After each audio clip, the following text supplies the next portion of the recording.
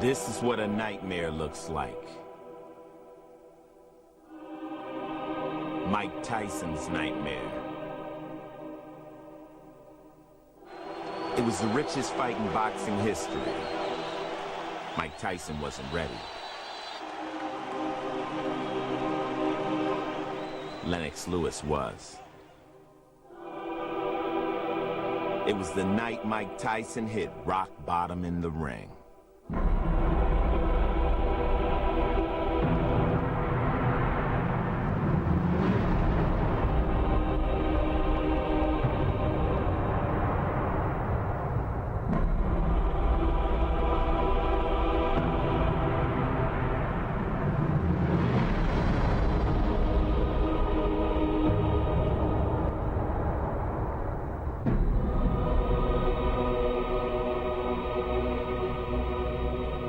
Where do you go from here, Mike? I don't know, man. I might just fade into Bolivian, you know what I mean? I don't have nowhere to go and nothing to do, you know what I mean? I just go fly my pigeons on the roof in New York.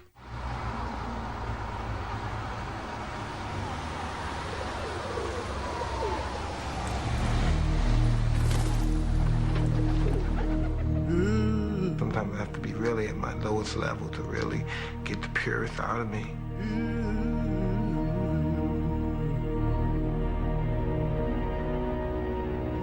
I'm just trying to get back into loving it again. I was just fighting for, I don't know what I was doing. My mind's been other places for a long time. I had no chance to love anybody or care about anybody because I was just so stuck in the past.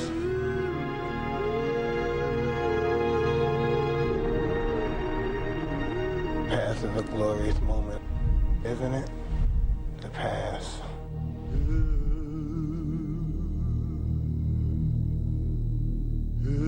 Why can't I have what I want? Why can't I worked hard for it? I sweated for it. I didn't steal it. I bled in the gym for it. I beat my body up and I allow people to beat me up. Why shouldn't I have it all? Nobody should take nothing from me. He's earned more prize money than any athlete in the history of sports, and he still works out in a public gym. In Mike's world, things are never as they seem. Never.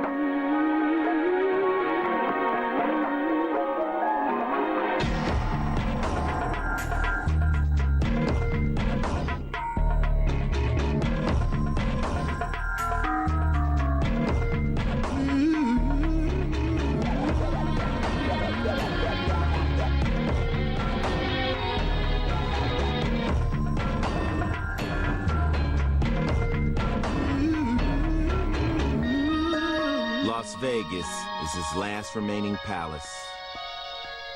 Just like Mike, it is unfulfilled promise, suffering from neglect. People should try being me, you know what I mean?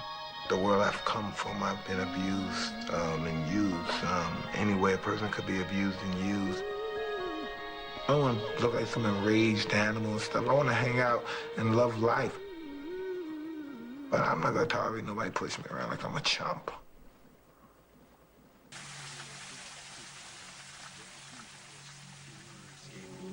After the Lennox Lewis fight, he was just, I don't know, totally different. He was more humble.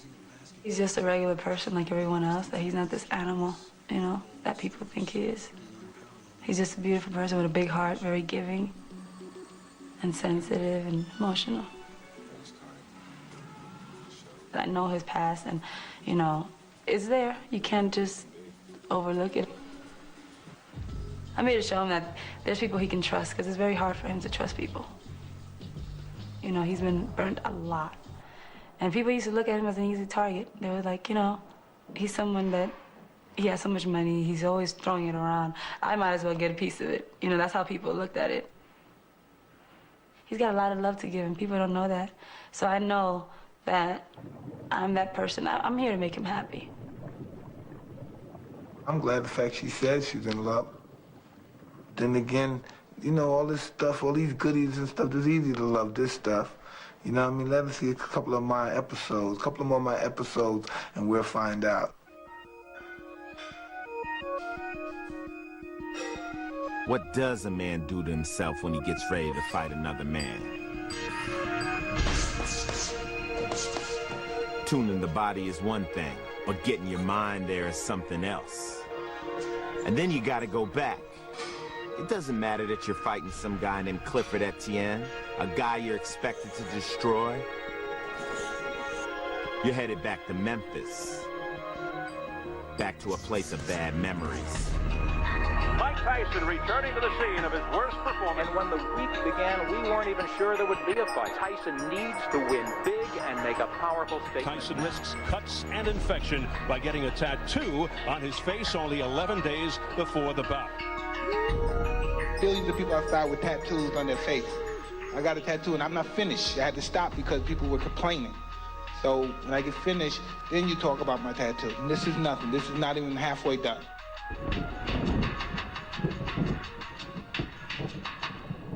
Did speak to Shelly Finkel, Mike Tyson's manager. He did tell me that Mike spent most of the day today in seclusion, very focused, much, much different than when he was here in June against Lennox Lewis. In fact, he said, I wished he'd have had this attitude and this focus going into that fight. So you want to talk to me? What do you want to do with me? You watch my eating techniques there? I gorge the chicken. I eat like a barracuda. Thank you very kindly. I have no etiquette skills whatsoever. I hate Mike Tyson, so I don't like Mike Tyson, so I mostly wish the worst for Mike Tyson. So I don't get caught up with Mike Tyson. That's probably why I don't like my friends and my fans. I'm a pretty decent individual, but sometimes I go to the deep end. Sometimes I get on the dark side. I just think I come across too hard, too tough, so people think they see how up I am for all these years and nobody even consider helping. And even if I'm embarrassed to accept it, can't they, if I'm friendly enough, can't they please get somebody to help? Can't they get them, put me in a sane asylum or a mental ward or whatever place I need to be in, a hospital or just a psychiatrist? I'm just going to extremes what to do, but I don't know, but you know. Everybody, I don't see for weeks, girls, I can't ever get their numbers. They call me always the day of the fight, the week before the fight. It kills me. I'm never gonna these girls because if I don't them the day before the fight or something like that, I'm never gonna see them again. So I just really, you know, maybe in my next life, I'll have a better life. And that's why I'm just looking forward to go to the other world. Because I really hate the way I live now, and I hate my life now.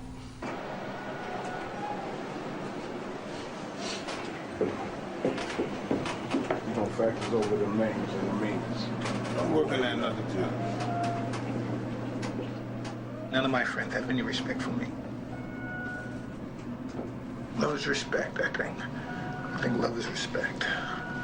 Now, most of these people love me. I got some money, and you know, of course, it's easy to love people that live like me. Got $10 million houses, mansions. It's so easy to love a person like that. They haven't seen me when I'm homicidal, suicidal, just totally off the rocket.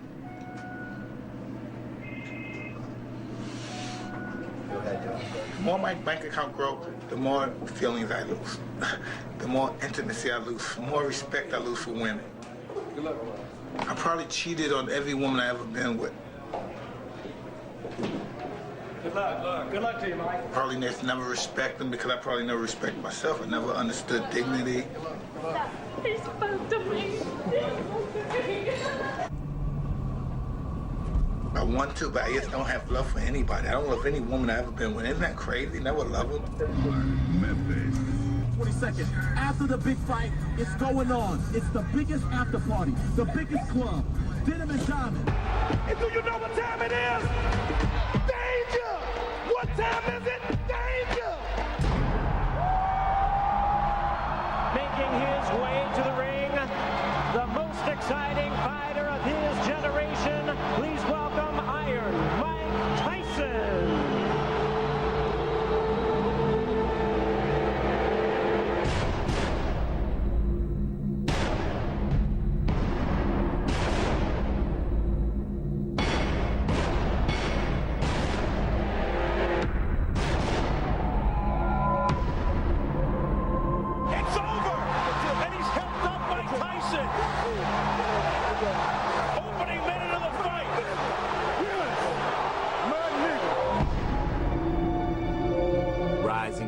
ashes that night, Mike Tyson was reborn as a fighter.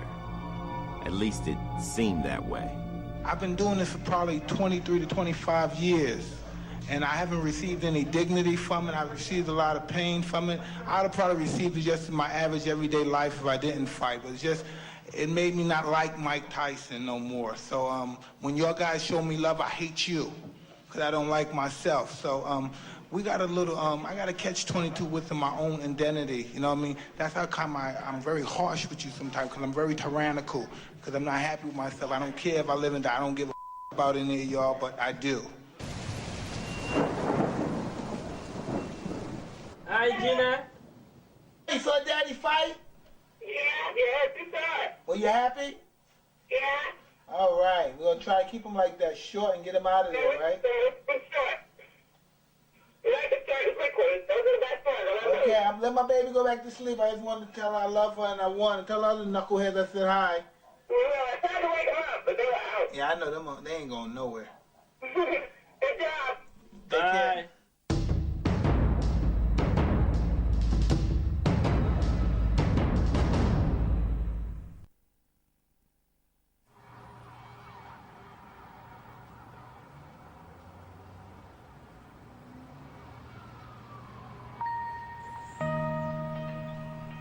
I really have nothing to lose in my life. I have nothing.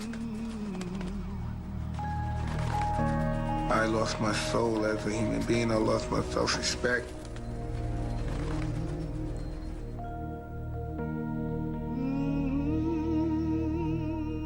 I'm not a lovable guy, so it's really not hard for people to dislike me.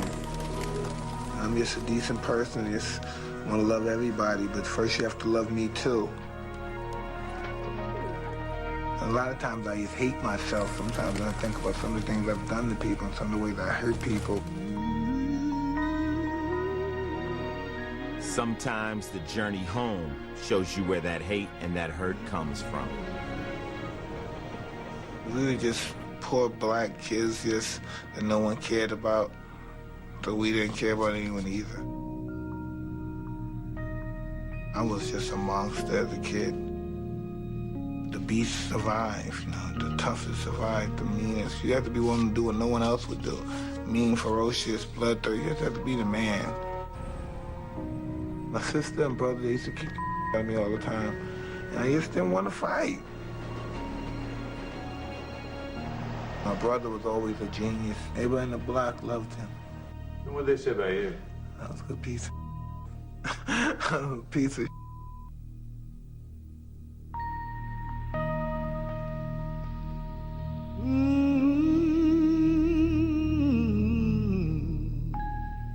I started breaking houses in Brooklyn.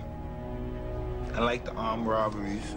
You have to go where the money's at. You have to go in the stores and houses and stuff. I was more inclined to that kind of stuff when I was a child. My mother, my brother, my sister would never steal. They would prefer to beg. They embarrassed me a lot because they were too honest.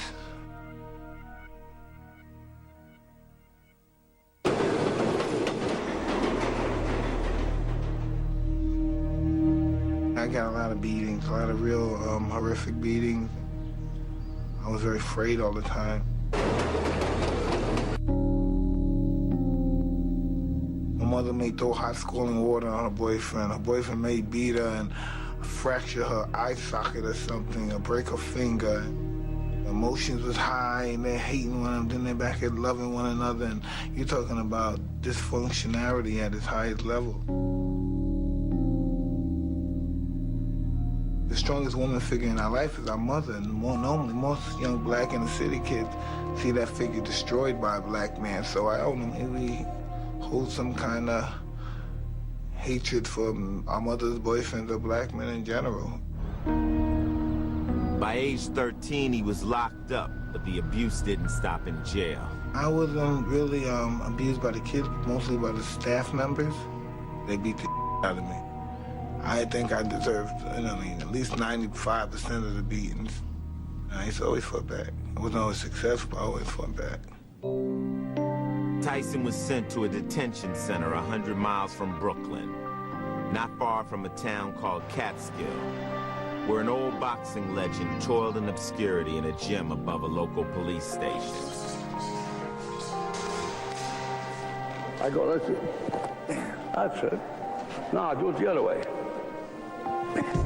Customato had turned around street kids before.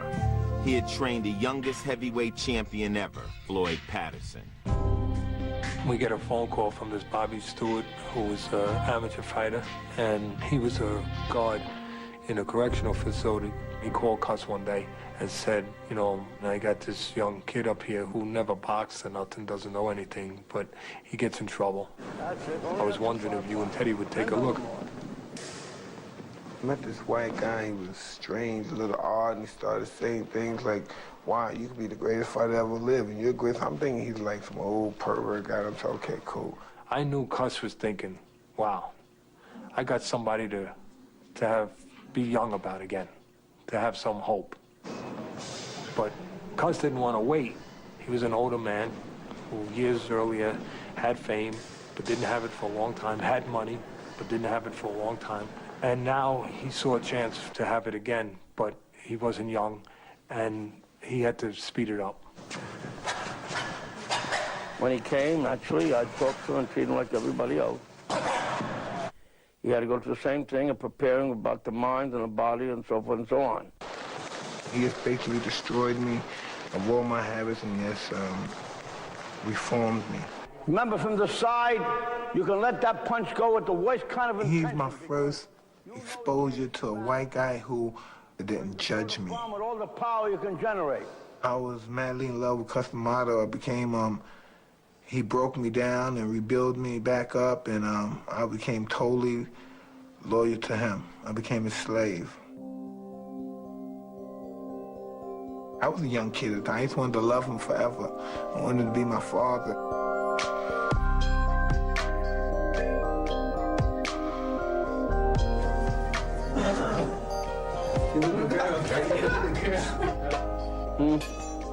What's that from the cut? Machine. He just a dog. Meat looks good. Good, good. She always makes very good meatloaf. I don't have any meatloaf. It's the second time these two men have fought. In their first fight, November 25th, 1938, at Madison Square Garden in New York. It's a good fight. Be champ of the world someday. Just keep your mind where it's supposed to be. Each week I teach him something new. First week I teach him how to slip punch. Second week I teach him how to weave hooks. Each time he come back, you could see he learned real fast because he was interested. Straight over, nice and straight. Cuz had it in his mind to make sure he concentrated on the most evident thing, that he could punch and he was going to be a knockout artist.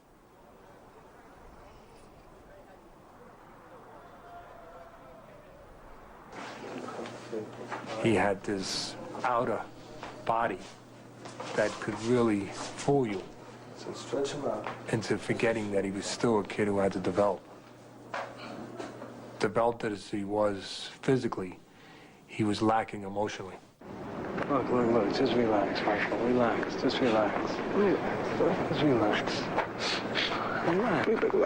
Yeah, but just relax. Just relax. When we first started. Yeah, well, just relax. Don't get tense. Relax. All of this is another boxing match. You've done it already 20 times. You've done it in the gym with better fighters than you're ever going to fight here. He's unsure of himself. He wants to be reaffirmed that this is worthwhile, that he is worthwhile, that he has merit, that he can handle this. Yeah. I'm like Tyson. Everybody likes me. Yeah, everyone likes you now. That's right. You have reason to be proud. I feel an affection for him. That I want him to be okay. I want him to not just win physically, but win emotionally. I want him to be able to get through this. Let's go get ready for a fight. Come on. I was just 15. This is the first big time event. I'm emotionally frayed. I'm a street kid. I'm used to pulling out my gun at people, and now I'm getting ready to fight a guy head up with rules now. He might beat my ass. This white boy might beat the I mean, because of the possibility, you don't know your it doesn't matter about you being big, strong, or not. You fighting a skinny white boy. This is a disciplined sport. Hey,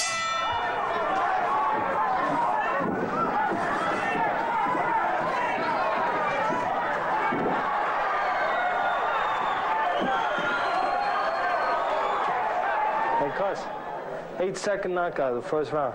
8-second knockout. The right hand. The official came over to him and said, you just set a record. Fastest knockout ever.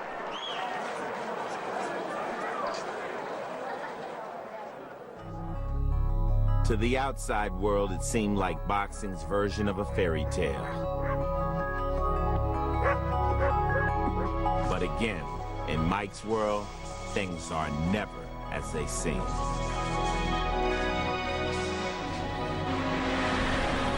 Tyson started having problems in school with kids and with teachers and getting in trouble. There was over 100 reports of girls in one way or another being not treated right, being abused. That stuff was kept quiet because Cuz had some meetings with people in the school and convinced them that Tyson was going to make the town famous.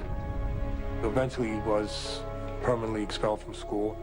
Cuz told him that, hey, if they kick you out, don't worry about it, I'll get you a tutor. The problem was he didn't get him a tutor, he didn't get his GED, because they didn't care about it. You know, I mean, he was knocking guys out.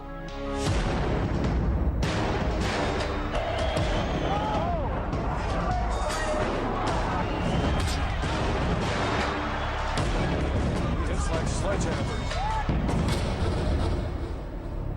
I'm feeling real white and happy. It was ironic because my mother was sick. I almost forgot about my mother because I was living upper middle class life.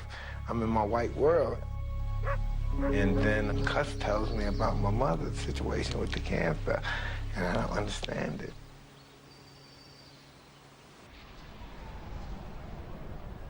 And so I go down, I go to the hospital, and I see my mother. I had no idea. I've seen movies. I've never saw anyone sick with cancer. So I expect to see, well, you know, I love you, but I'm a goner now, Johnny. I'm used to seeing movies. I'm actually to go there and witness my mother stricken with this illness. It was over.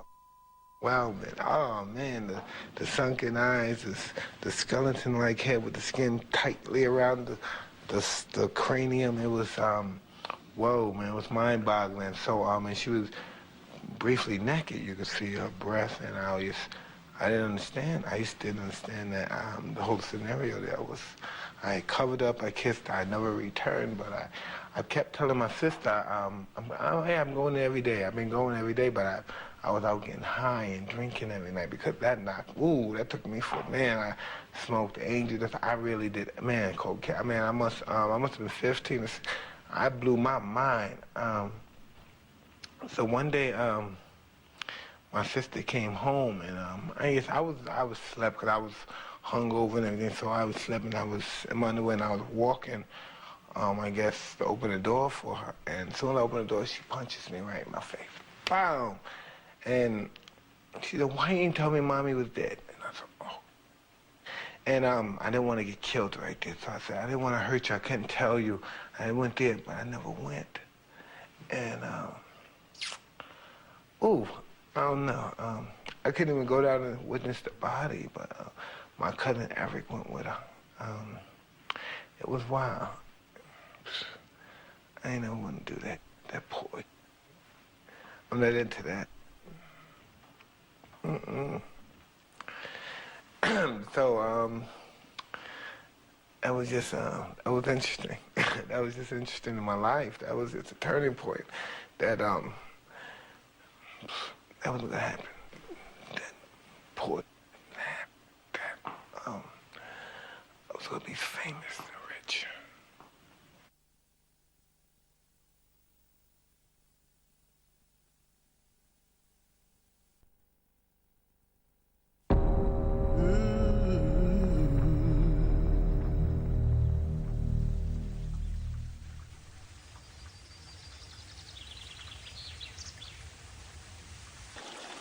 You ever seen a grinder?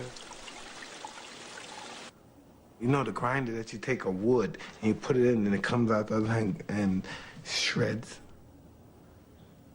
That's my heart. It's grounded beef. I don't strike people as the guy that somebody wants to take care of. Or he's weak, or we can help him, he's the underdog. I've never been looked at like that. I'm a big black nigga, and he's semi-beast. So be careful, he doesn't need help, he needs to be locked up. When my mother died, that's just really overwhelming. I didn't even care. I lived in this play world, and it was overwhelming me. It was really crushing me at the time.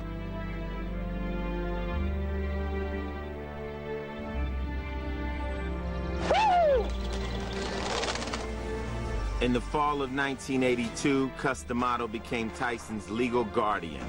Cus's companion, Camille Ewald, became his surrogate mother. Cus was saying, you're not in jail no more. You have a chance to make yourself something productive here. But in the same breath, we're still showing him you were still going to get away with things that someone else couldn't get away with. You were still going to break the rules because you could punch and because now you had the ability to be a world champion fighter. And Cus was playing a dangerous game, I thought.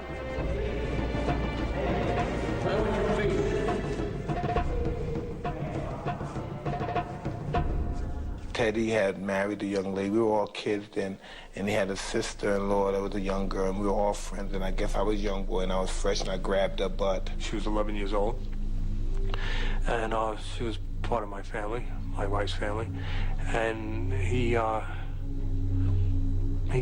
kind of cornered her into a situation outside the gym in the town, and this wouldn't be tolerated.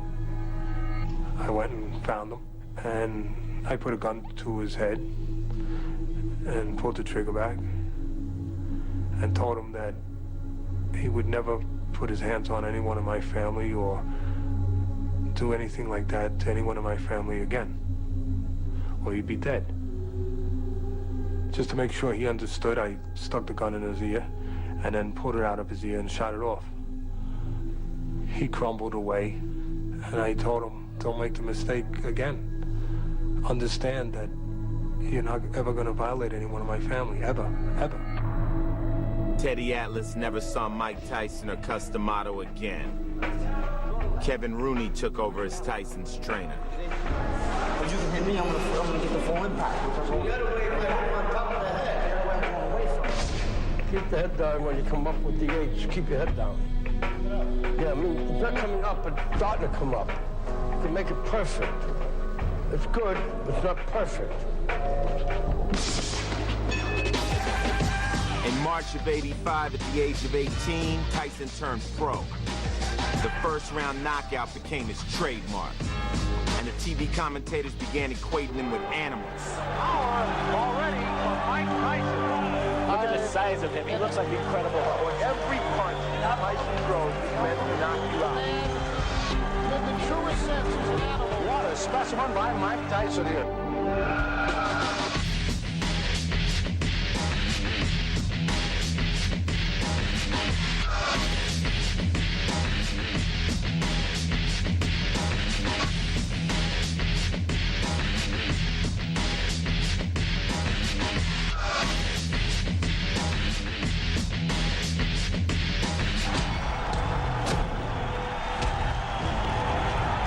He even posed like the old-time fighters he saw in the movies. I have a goal that me, Cus, Jim Jacobs, and my trainer Kevin Rooney all planned, and God forbid, if anything happened to Cus, we're all professionals, and we're going to continue, and the outcome is going to be the same. I often say to him, you know, I owe you a lot. He doesn't know what I mean, but I'm going to tell him now what I mean. Because if he weren't here, I probably wouldn't be alive today. The fact that he is here and doing what he's doing and doing as well as he's doing and improving as he has gives me the motivation and interest to stay alive. And I will stay alive, and I will watch him become a success. because I will not leave until that happens.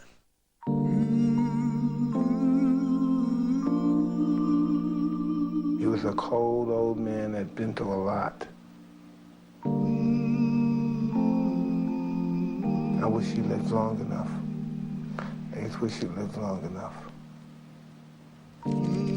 Cus was 77 when he died in 1985. He was the only father Mike had ever known.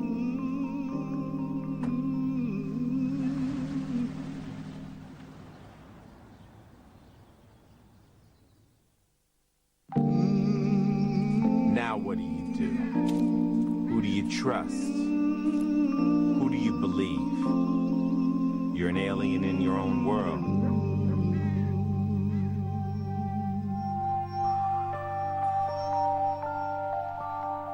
Enter Jim Jacobs, Cus's confidant and financial backer. Jacobs had paid for Tyson's bills all along, but now he had to lend his emotions.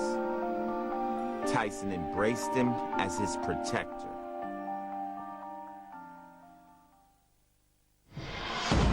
Nine days after Cus died, Tyson was back in the ring.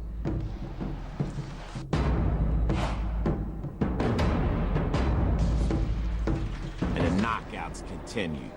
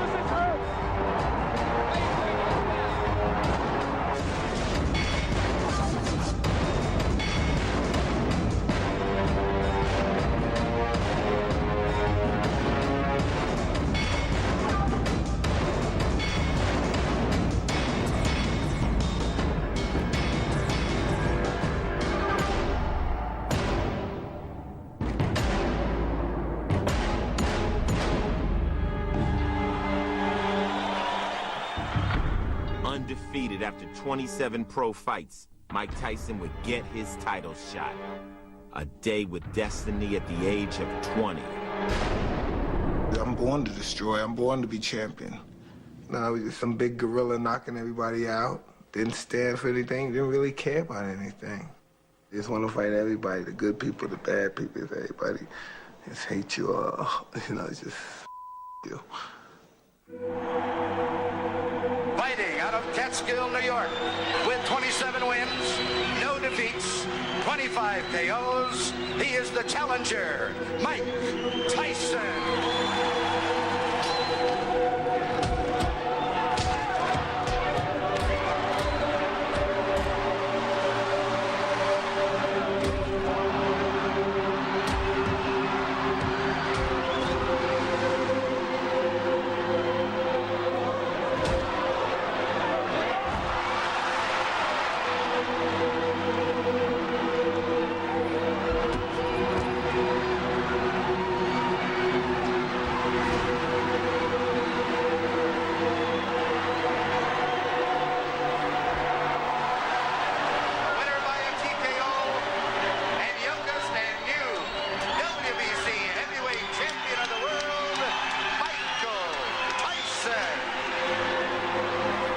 Enter Don King, Berbick's promoter. He stepped over the body of his beaten champ and began his courtship of Mike Tyson.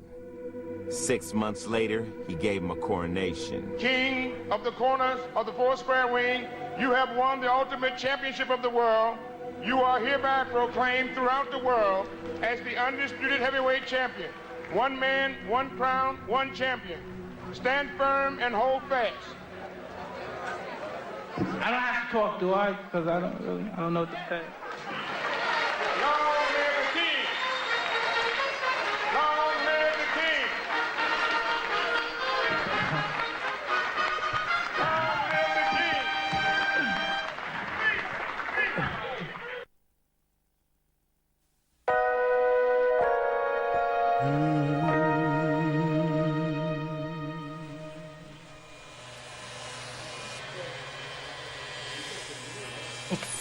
complicated to think that you're trying to somehow save somebody, but you're kind of drowning. You know what I mean? You kind of jump in the pool to save them, and you're kind of going under.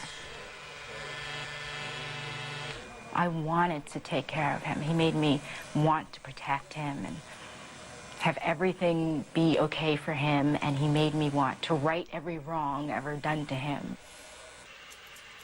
I held him a lot, and he'd cry a lot. Michael's a person you could just fall in love with.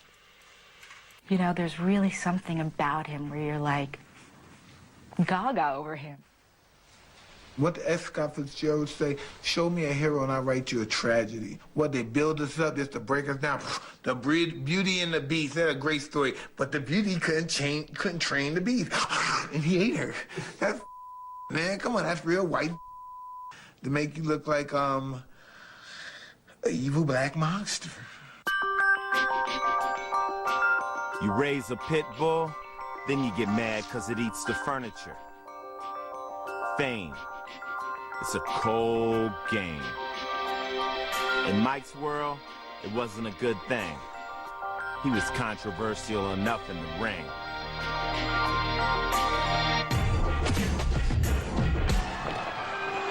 I just wanted to hurt those guys and say nasty things and humiliate them. This is who I wanted to be. What broke him down? Was it just the body punches? When I was hitting him with body punches, and I heard him, actually, he was crying in there, making woman gestures like, oh. I can't find him, but I knew that he was breaking down soon. There's not a man God ever created that could beat me. I just love hearing those words.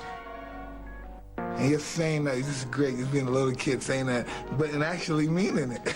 Being 19, a little kid saying that to all the grown men. Come on, you want to try me? I'm the best fighter that God ever created or produced. Who want to stand and try a chance with me? But back then, I had to come outside for real, a street fight. I was a maniac. I think there's a reason the world loves him so.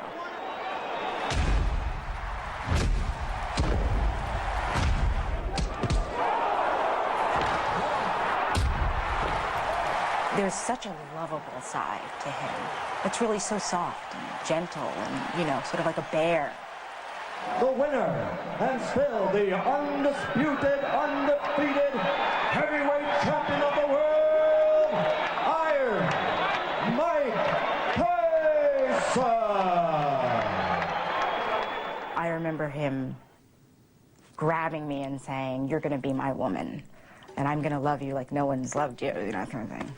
I was just young, she was young, and we were crazy at the time. Two crazy people in love, you know, too much passion sometimes. When they met, Mike was 21 and Robin was 22.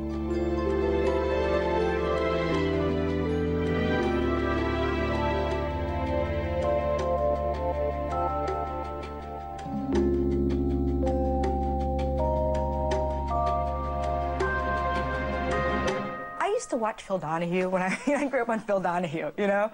And you watch those shows and you think of women that have been hit, and you go, oh my God, that would never happen to me. What's wrong with this woman? I remember the impact. I remember the turn and the hook.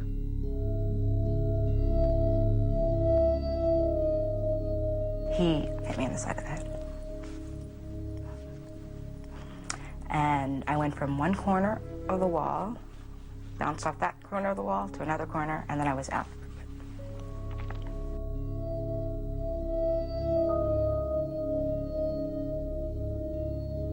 I didn't think he would do that. I was shocked.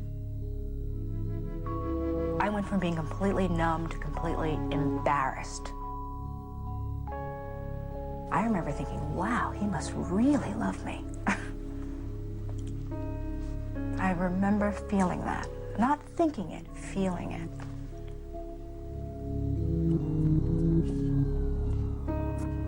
A few weeks after that episode, Mike and Robin were married. Their life became an open book. Fantastic! Their honeymoon played out before the world press in Tokyo. where Mike and Robin were treated like royalty.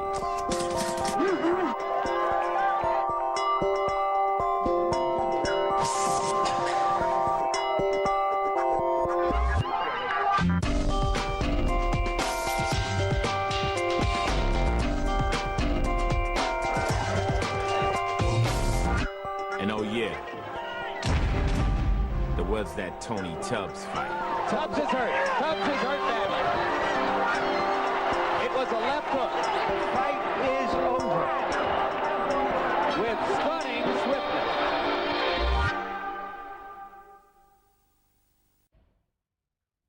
Two days later, Tyson rushed to a New York hospital where his mentor, Jim Jacobs, lied dying. He didn't make it in time. Tyson never got to say goodbye.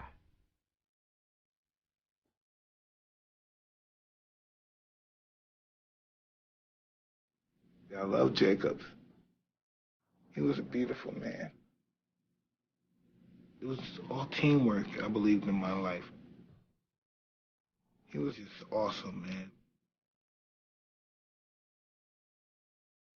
Jacobs' death left his partner Bill Caton in charge of Mike's career. But Mike didn't really trust or know Bill Caton.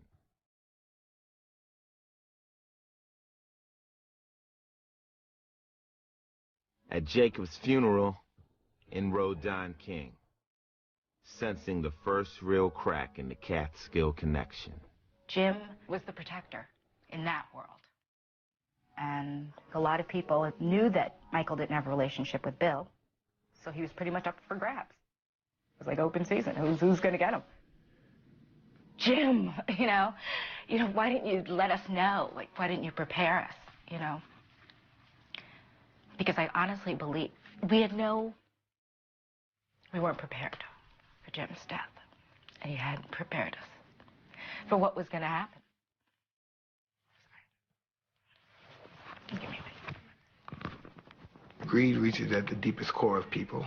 It reaches deep at them, and they're fighting for me and stuff and all that crap. And then that made it easy for Don King to sneak in, and he used, he got me good. He was pretty good. He's a very interesting individual.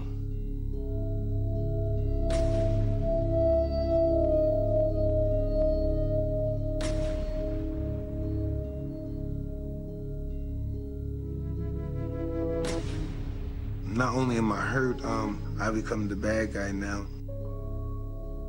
I'm just young and I'm emotional, and people are putting cameras in my face, looking at me like this is a big, strong guy, the strongest guy in the world going berserk. I'm just a baby, 20, 21 years old.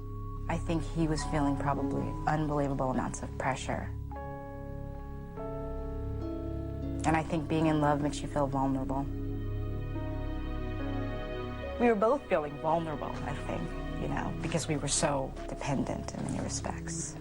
And I think we just couldn't handle the pressure that we were getting.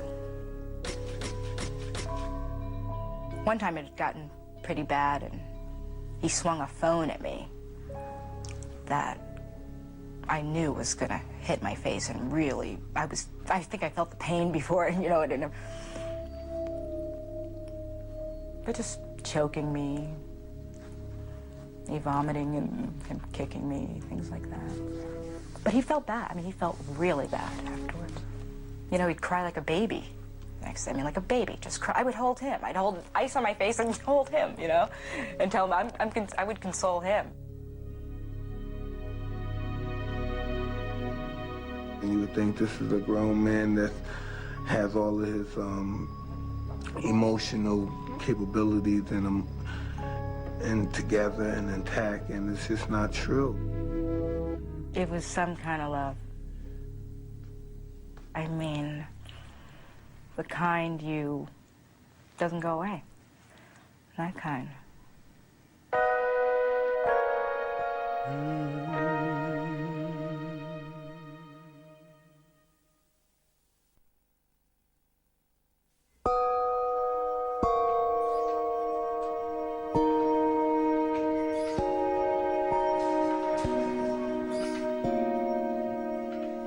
I don't know why I wanted to be a renegade anyway.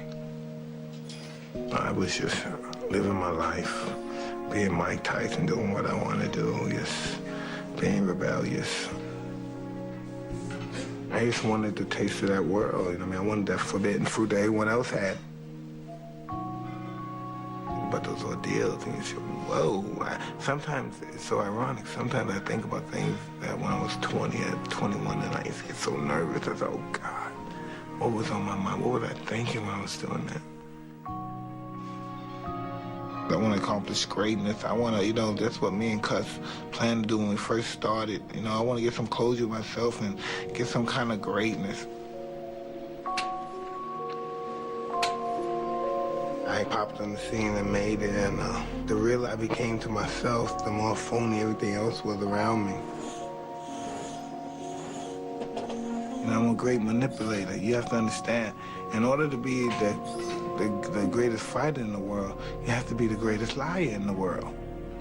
Deep down inside, I think I'm just an actor, entertainer crying out. You know, I'm doing it in the ring. Ah! I don't know what the hell I am. I'm a nut. Out of the ring, New York became the focus of an investigation of Tyson's finances by his wife and mother-in-law. The newlyweds tried to buy a house and found out they had almost nothing in the bank. Robin and her mother were cast as gold diggers, and the press frenzy began. Is Tyson's business manager, Bill Caton, trying to break the bond of matrimony in order to strengthen his bond with the multi-million-dollar fighter? In many respects, Bill tried to throw up smoke screens for what the real issue was. Robin Givens demanded an accounting of her new husband's worth. The Spinks fight was supposed to be Mike Tyson's crowning achievement, the richest fight in history, nearly overshadowed by tabloid journalism. Robin miscarried their first child just 2 weeks before the fight. Mike was devastated. Robin was accused of lying about the pregnancy. But the show went on. At least it did for 91 seconds.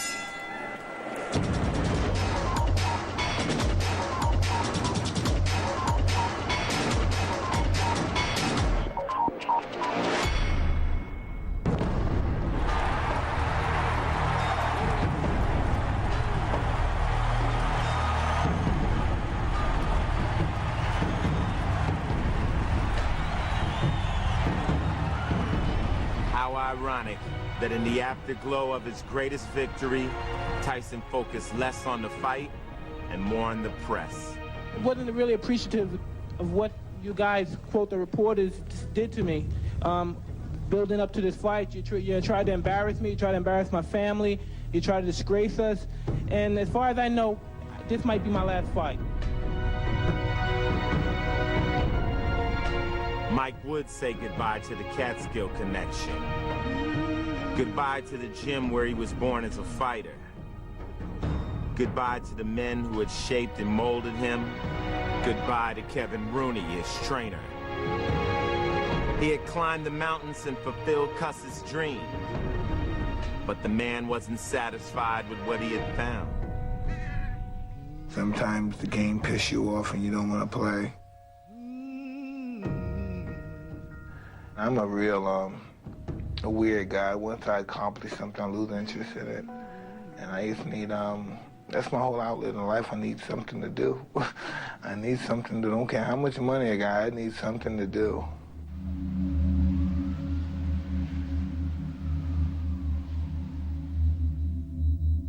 It just started getting dangerous. So when I say I'm happy that everybody's alive in my family, like, it got dangerous. Basically, like the doctor said, if he wasn't going to take his medicine, then you're the one that should be coming to see me. So now they got to basically say I'm crazy and mentally disturbed. I saw a bunch of psychiatrists. It made me more up than I was when I first went in there.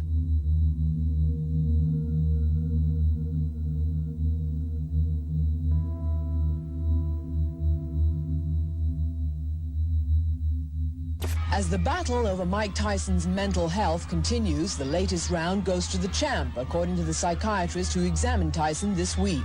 Mike Tyson's problem or disturbance does not rise to the level of a serious mental illness called manic depressive illness.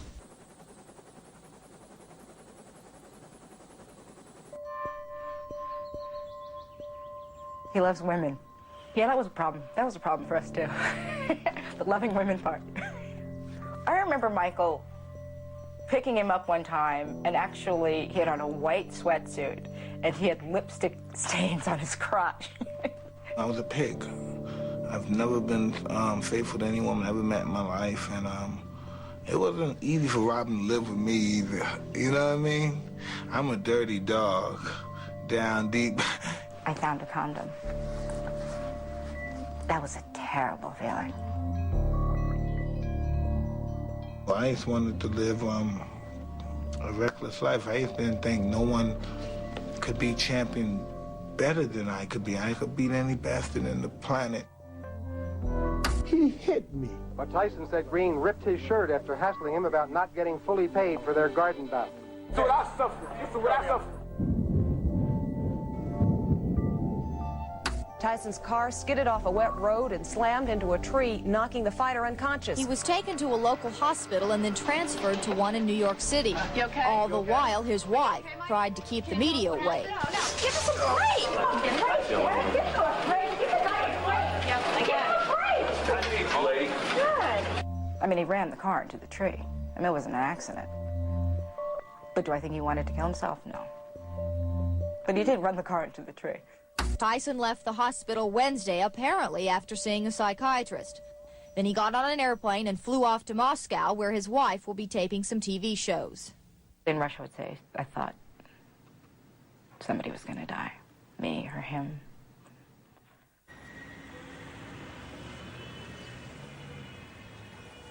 Well, I forget what floor we were on, but he was hanging over the balcony with his fingertips, saying he wants to make a comeback. I said, you can't come back. You're number one, you know. I don't know how I got him in the room. But I think he passed out. I think he'd been drinking, and he passed out. And we flew back. And then the next day I did Barbara Walters. Michael is a manic depressive. He is. I mean, that's just a fact. It's been worse than anything I could possibly imagine. It's been pure hell. I've become afraid. He gets out of... I was overwhelmed. Throwing. I was just trying to keep my cool. You know, I always thought it was just, why would they do that to someone like that? Why would they do it to any human being? I definitely regretted it. I mean, if I could take it back, I definitely would. Like I said, I thought I was doing a brave thing, and it was just very poor judgment on my part. Police were called to Tyson's Bernardsville mansion by Robin Gibbons, who said that Tyson had gone on a rampage. We were in the washroom area, sort of hiding, and he calmed down, and he said, Robin, come here. And I didn't go.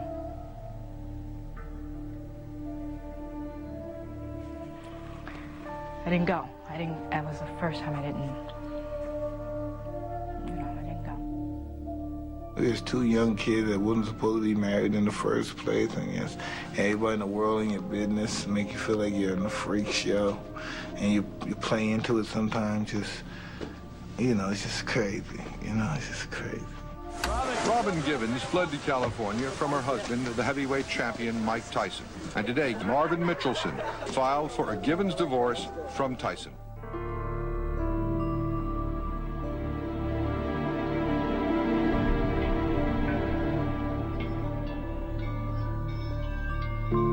Oh, man, hallelujah. Oh, free at last, thank God.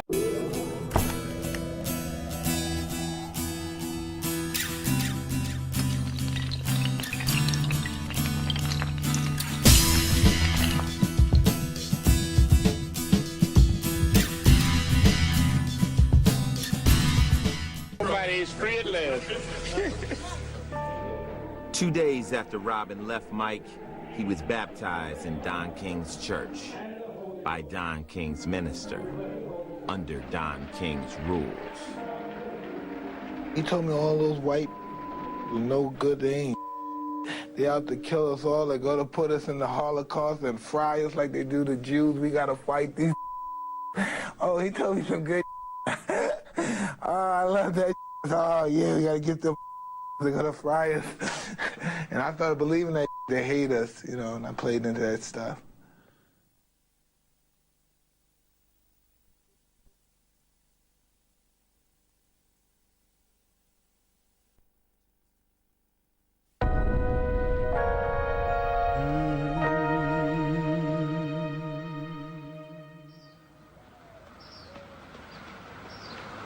Yeah, guys, come on, guys, check out. Let me play a little bit so you can get me in there if I have to go, all right?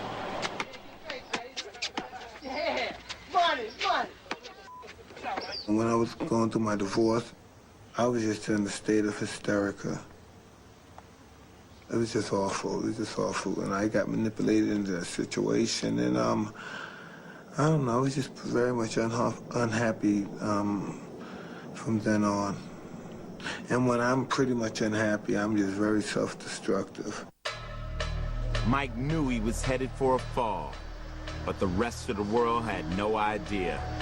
Tyson versus Buster Douglas looked like a joke on paper. The line was 42-1. With matching coats, Mike and Don King arrived with all the smugness everyone expected. He'd get millions for knocking out another chump.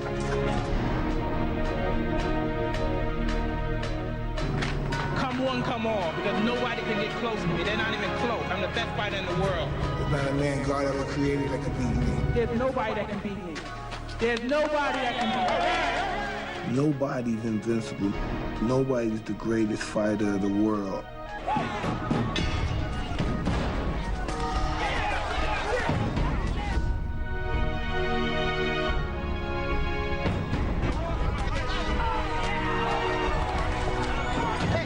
Mike Tyson is hurt. He got a little overconfident. Tyson is holding on. There's a right hand uppercut, and down goes Douglas. As suddenly as that. Tyson needed something like that desperately. Douglas comes back with a left and a right. Tyson is wobbling. Tyson needs the ropes. Without the ropes, Mike would have gone down. Down goes Tyson.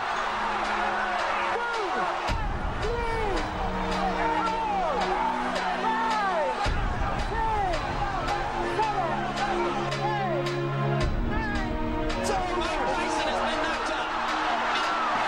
The biggest upset in the history of heavyweight championship fights. The greatest upset in boxing history. You know, sometimes the guy just breaks your will in a way, and you just say, it. Buster killed me. Yeah, Buster killed me, kicked my butt. I don't know, I didn't train for that fight. I didn't really take that fight serious.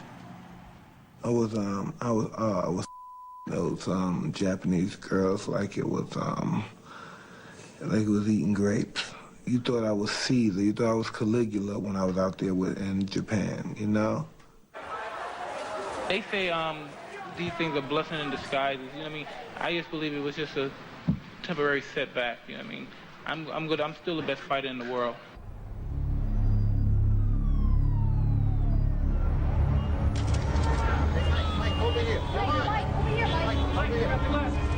What happened in Tokyo? Well, it's a bad situation at the time, but I'll be okay. Buster Douglas fought a great fight, and I'll be champion again within 6 months. Mike Tyson wouldn't be champion again for 6 years. No fighter would stop him. His lust for women would. I said, try that again, and I'll smack the blank out of you. It's like, whoa, we have a live one here. He has to be taught a lesson that he can't treat women any way he wants to. He just came at me. The next thing I know, I'm on the ground.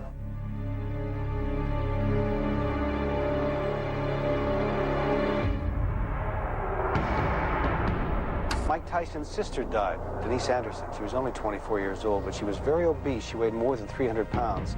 She died of a heart attack at home in Queens.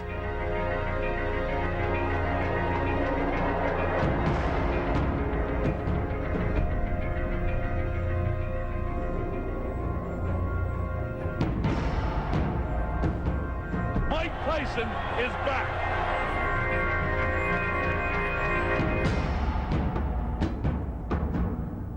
Hello, my name is Desiree.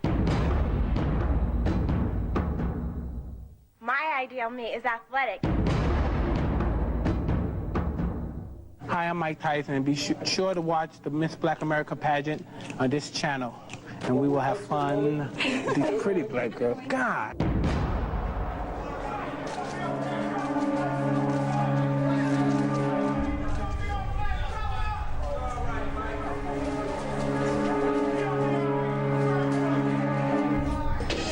Oh, I'm in a dream day after day. Beautiful women, such an array. What can I say? An Indiana grand jury has indicted former heavyweight boxing champ Mike Tyson. He is charged with raping a woman who was a contestant in this summer's Miss Black America pageant. And I was like, hey, no, get off me, please, get off me. And he was like, don't fight me. And the person was a lot stronger than I was, and he just did what he wanted. And I was saying, stop, please, stop. And he just didn't stop. Mike's defense fell to Don King's tax attorney, Vince Fuller. Fuller had never tried a case like this before, but King was confident until the end. We're very thankful for the verdict of guilty, but I don't think we should lose sight of the fact that this is really, in some ways, a tragic moment because two young people's lives have been dramatically affected. Desiree Washington knows what happened in the room. I know what happened, and I know I'm innocent.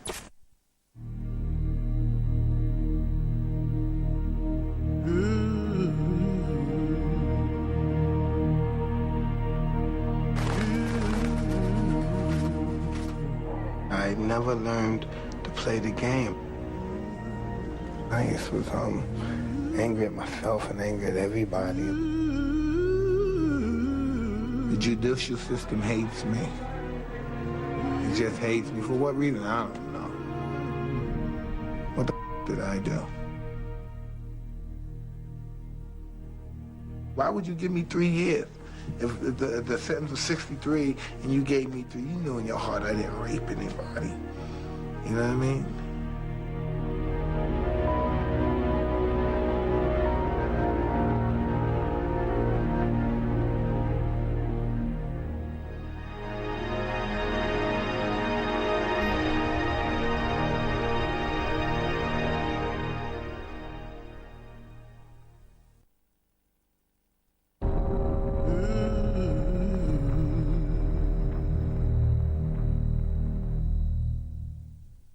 I'm a nigger.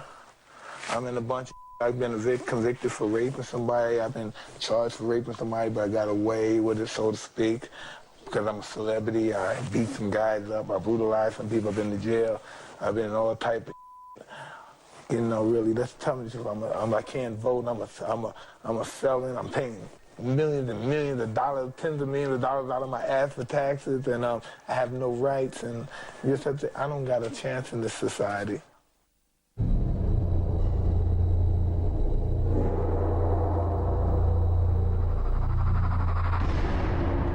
When I went to prison, it changed my whole outlook in life. It really me up. My attitude became really ugly and nasty. It made pretty much of an animal out of me. I'm in here for something I didn't do, and I'm innocent. It's every day I'm walking a thin line through hell. People come out of prison, they come out in worse condition than it was when they first entered. Jail don't rehabilitate anybody. The only thing you're doing there is just multiply hate and hate and hate. Hate. You fall in love with hate in prison. After 3 years in prison, he again fell in love with Don King, signing a deal worth over $100 million just days before his release.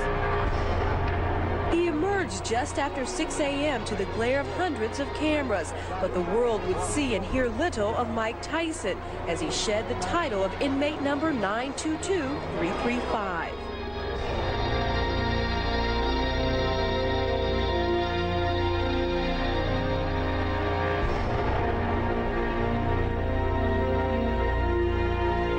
I was just so scared.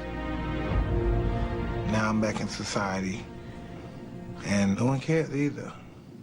They don't know that spent in jail had an effect on me where I didn't want to come out of jail. I felt very comfortable there. I was afraid to come home. When I left in the end, I didn't want to leave. I was trying to go back, you know, but they wouldn't take me back.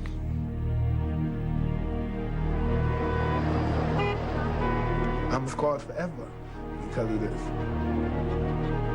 After years of financial abuse by King and his company, Mike still stayed on the same road. King's chartered jet was there to take Mike to his new home with Don in Ohio.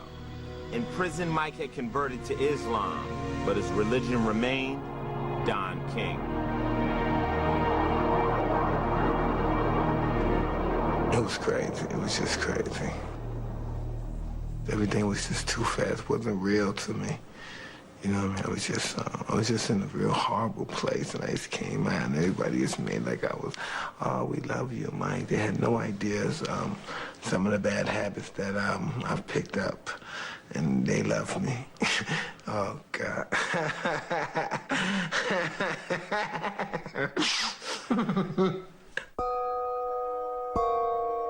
They told me a lot of dreams I didn't know what I could do when I got out.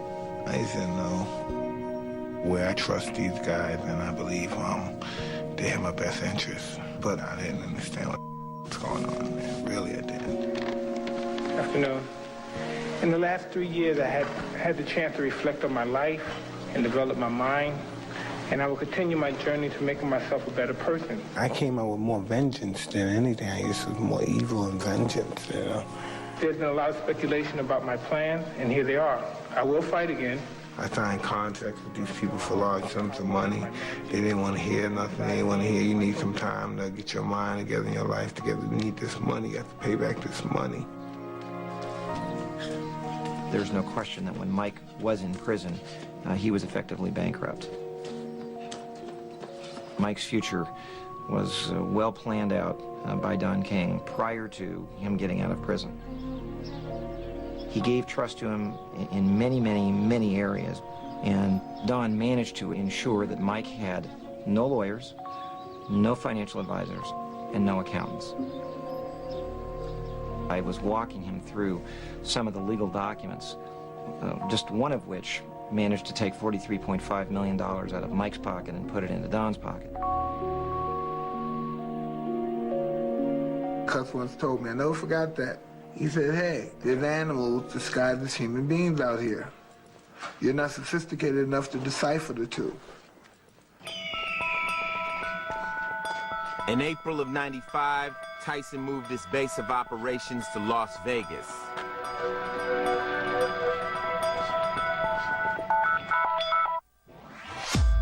His fights had moved from the Mirage to the MGM Grand. Don King had designed a program to get the title back from Mike. He just needed to keep his client happy. Like helping Mike buy white tigers as pets.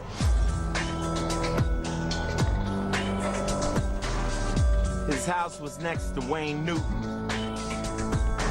By early '96, Monica Turner, his girlfriend from prison days, would have their first child.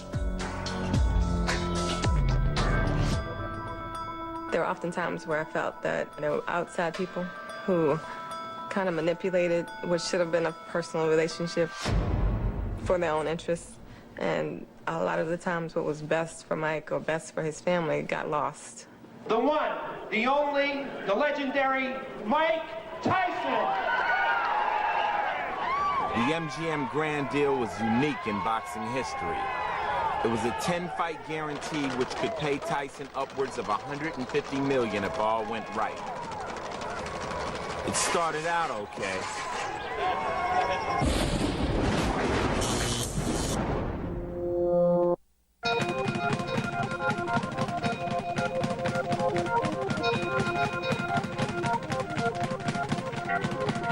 First it was McNeely. Then Mathis. Then Bruno and Selden all felt like they were supposed to.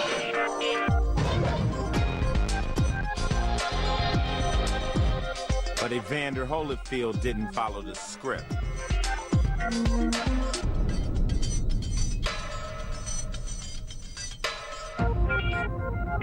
I was angry and I was very frustrated. I lost him the first time. I didn't even know how he beat me.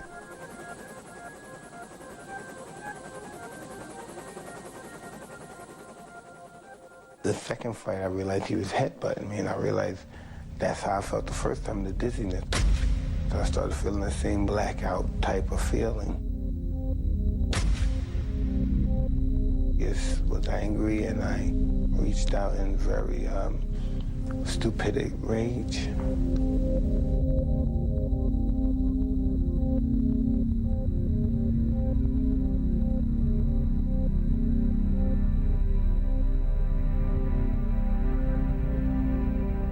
I really regret doing that, but wow, you know, I was going through a lot. I had a lot on my mind, and I was fighting a lot of demons.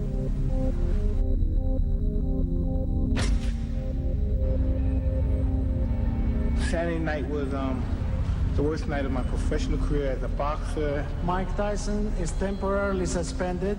I move that Michael Gerard Tyson's boxing license be revoked and pay administrative fine in the amount of $3 million.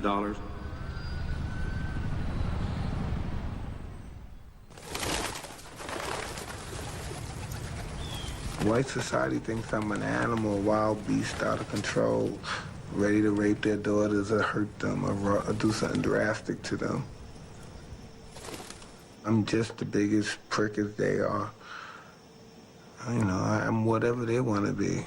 I could be a kind, regal cat, and I can be a raving, stalk, mad maniac. I've been a lot of things. I've been many of things and many of people. You know what I mean?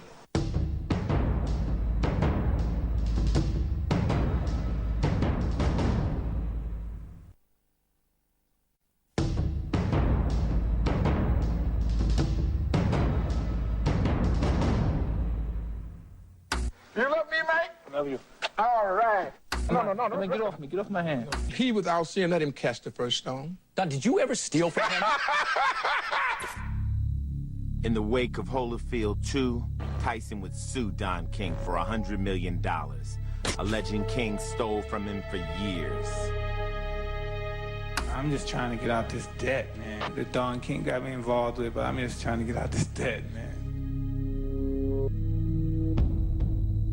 He should have known he couldn't fight against me. Ali made him, I subtained him, and now I'm gonna break him. Did you ever steal from Mike Tyson? Never steal from anyone. It's painful because I love the guy. You know what I mean? We both were urchins of the ghetto. When we came to the crossroads, I took left, he took right. If Tyson was to get out of the debt, he would have to get his boxing license back. But the specter of the ear bite would haunt him. How many times does one individual have to be asked, are you sorry for what you did? This, you know what I mean, man? Mike, just, you relax. I gotta be on my You know, Mike, you relax. Relax. Ruined my life. Internally. Ruined my life. And, do you think I want to do it again?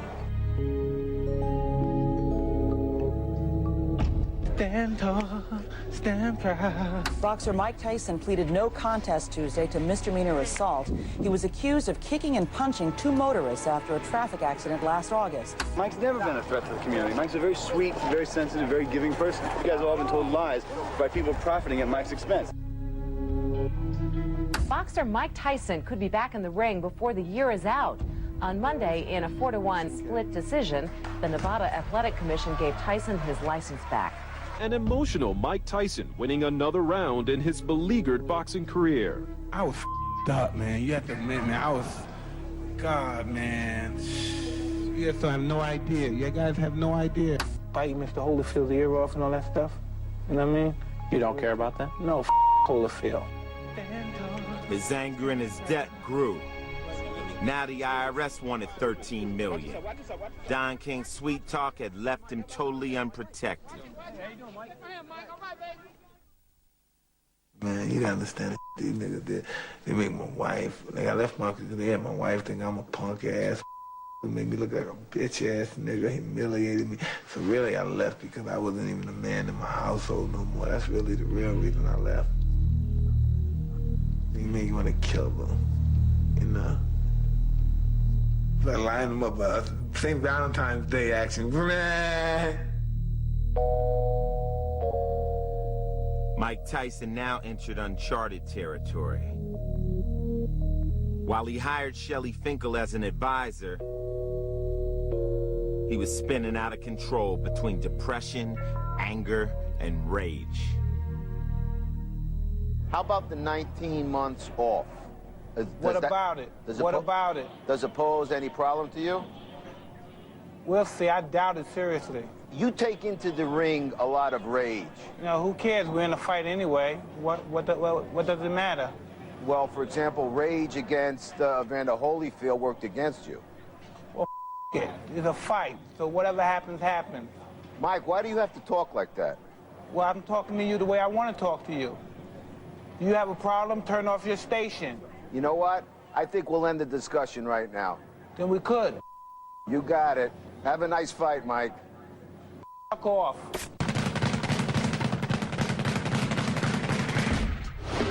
Mike Tyson heads toward the same ring he made his disgraceful exit in June of '97. I don't know if I'm prepared to fight at the end of this year or anything. Just a lot of things I've been going through, and I have to be prepared psychologically.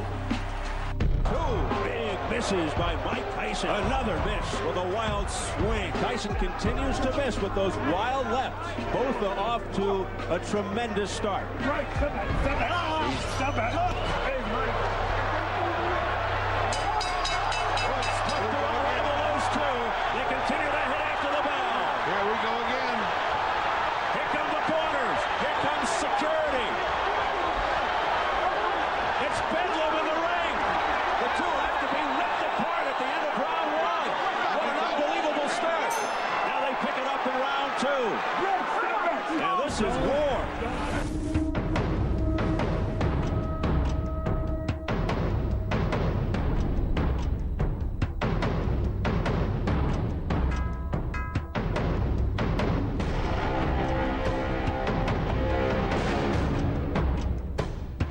Both are stumbling around.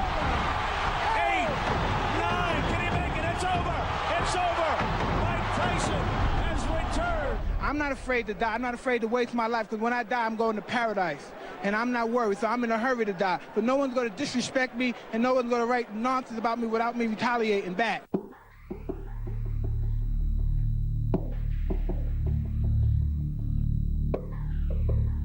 Retaliation.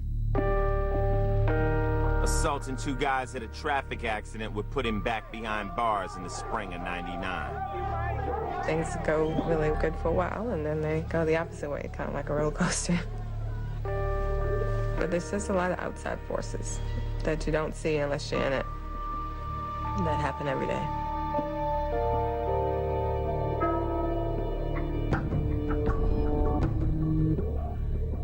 Former boxing champion Mike Tyson is a free man this morning. He was released after spending 3.5 months in a Maryland jail for assaulting 2 drivers over a fender bender.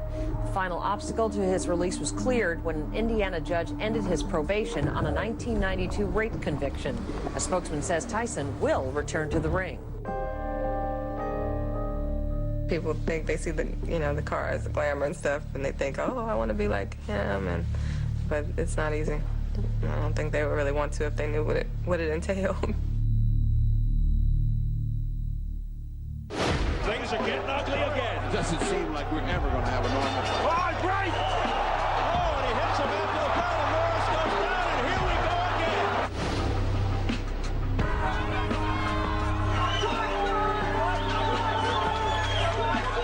Body shot. Brings him down later in time. A barrage by Tyson. The referee, John Coyle, steps between, and he continues. Coyle trying to stop it. This fight may be over.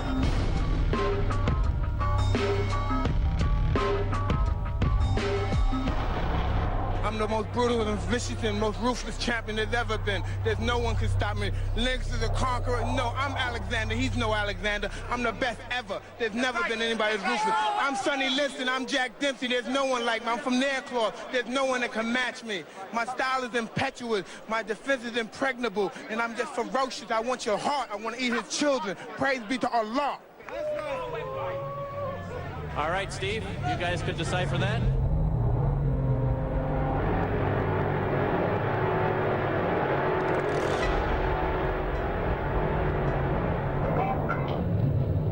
See, look, I done got this medication, right? It even makes me slur. Like sometimes, like one day for 1 second. I'm serious, man. Y'all laughing. They got me. I'm on this Zoloft thing, right? But I'm on that to keep me from killing y'all. I won't talk nice to you and talk about fornicating with you and letting you suck my because if I was eloquent with you, you would still look at me as a scumbag. If I wish one of your guys had children, if I could kick them in the head or stomp on their testicles, for you could feel my pain, because that's the pain I have, waking up every day. I normally don't do interviews with women unless I fornicate with them. So you shouldn't talk anymore. Unless you want to, you know.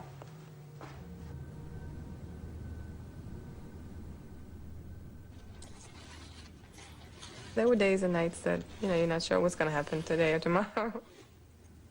I loved him through a lot of ups and a lot of downs, but I couldn't take the hurt anymore.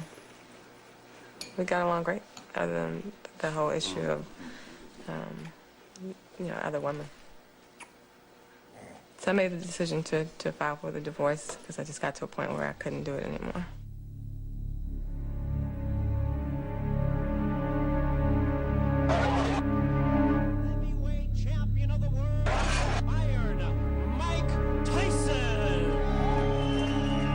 When I was a little kid, people used to bother me a lot, tease them.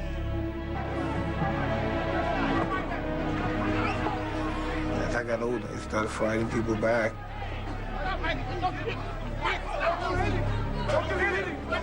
Ever since that experience, I don't let people with me. Put your mother in a straight jacket, you punk-ass white boy. Come in and tell me that if I you in your ass, you punk white boy, you faggot. You can't touch me, you're not man enough. I eat your alive, you bitch. You hoe. Come and say to my face, you ask for that, everybody. You not man enough with me. You can't last 2 minutes in my world, bitch. Look at you scared now, you hoe. Scared like a little white. Scared of the real man. I'll till you love me, faggot.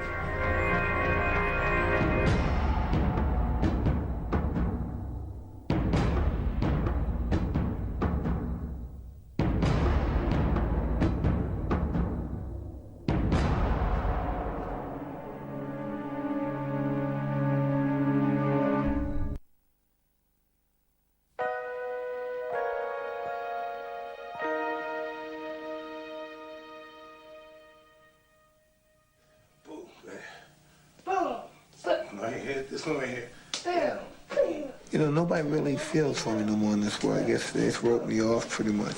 I'm thinking more about what I'm going to do after boxing. I'm going to work. I'm going to take care of my kids besides the trust funds and all that. You know what I mean? That's what I think about how I'm going to take care of their kids, my grandkids now.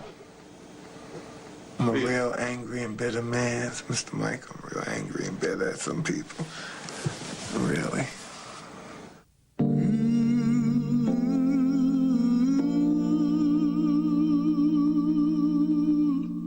Oh, Mike Tyson making national news. Mike Tyson is telling his story on Fox tonight. Just when you think Mike Tyson can go no lower, he manages to do just that. Mike Tyson has certainly not lost his touch. Tyson drew attention to himself. His comments were nothing. It looks like the former world champion doesn't have a problem saying what's on his mind. Tyson again denied in an interview with the Fox Network to be aired tomorrow. Certainly isn't the first time Tyson has In an interview with Greta Van Susteren of The Pulse, Tyson again denies that he raped former Miss Black America contestant Desiree. Did you do this? Did you rape her? No, I ain't raped that slimy bitch. Why do you think she said you raped her? Because she's really a bad person. I used to hate her guts.